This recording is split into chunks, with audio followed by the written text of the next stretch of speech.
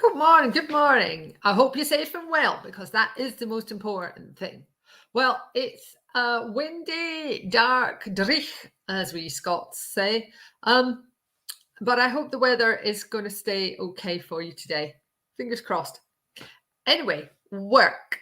ECHA did a podcast yesterday or Tuesday, can't remember which, been a long week, on the regulatory needs of certain chemicals. What they've done since 2019, apparently, which is one of the explanations of why the amount of regulation is going sort of stratospheric, they've started to group chemicals together rather than assessing them individually. So they're looking at phthalates and things like that. So I'm just putting the link below this video now.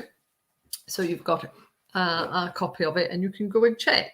It's important to keep an eye on what's happening in case you have a chemical in a particular group being assessed, because it generally means it's going to be more hassle, more work, regardless of whether the chemical is actually going to be out there in the environment and consumers can actually be affected by it.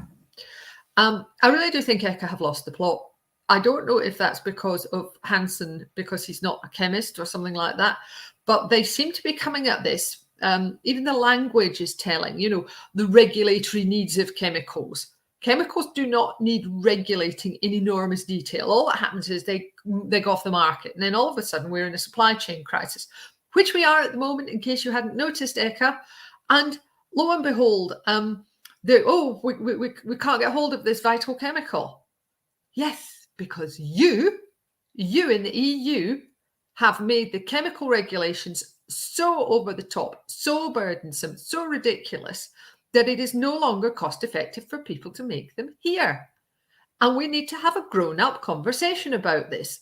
We need to accept certain things about chemicals. Just because they're natural doesn't make them safe. Just because they're synthetic doesn't make them inherently unsafe or somehow non-biodegradable. You get non-biodegradable substances which are natural as well as ones which are synthetic. You can't have nice chemicals without having nasty chemicals somewhere in the mix. We like chemicals because it's their hazards that make them active. Most of the time, particularly when you're talking about drugs, it's the fact that something's actually a poison that means it does its job. We need to be grown up about this. Stuff going into the consumer market where the general public are potentially exposed, yes, these are the things that we need to be careful about what's getting to the end user.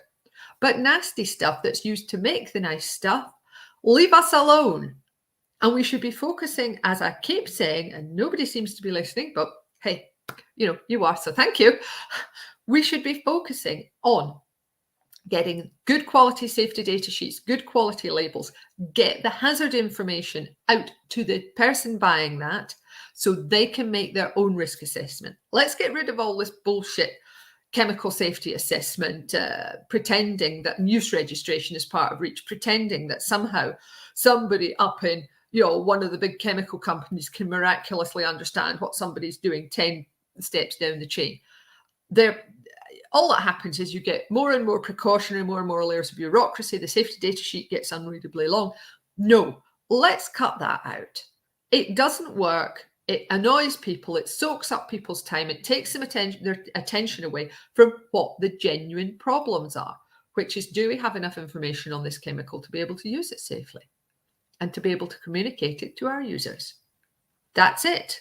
Nothing else. Everything else is bullshit. Anyway, getting off my soapbox, we need to think about reasons to be cheerful. And we've got some more Griff Rhys Jones. This time he's, oops, am I spelling that correctly? No, I'm not. Hang on. I can't type and talk at the same time. This time it's Griff with Gary Cooper. Let me just see if I can get that. There we are, just putting it in below. So watch that, laugh, and let your blood pressure decrease. Anyway, I hope you're having a great day today. I hope the weather's better for you. And I look forward to chatting to you again tomorrow. Take care of yourselves. Bye.